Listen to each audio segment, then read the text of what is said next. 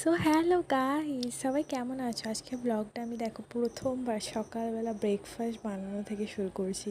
আমার তো বিশ্বাসই হচ্ছে না যে আমি এত ভালো একটা ব্লগার হতে চলেছি, যে সকাল থেকে সন্ধ্যা পর্যন্ত যা যা করে সবই ক্যামেরায় ফুটে ওঠে।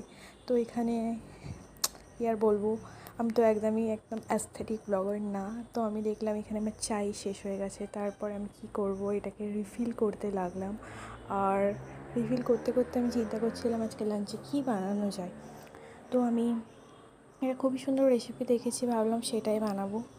তো তারপরে চাটা বানিয়ে, আমি তো খুবই ভালো ব্লগার, তাই ক্লিপ নিতে ভুলে গেছি।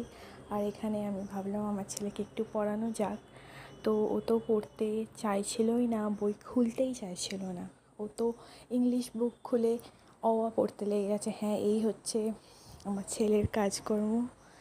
নেক্সট আমি এখানে লাঞ্চ বানিয়ে ফেলেছি, আর এখানে আমাদের খাওয়া দাওয়া চলছে। আর তারপরে এত বড় একটা পার্সেল এসেছিলো, সবাই ভাববে এতে কী না গিয়ে আছে, কিন্তু এর ভিতরে ছিল একটা ছোট্ট জিনিস, সেটা দেখবো নেক্সট ভ্লগে।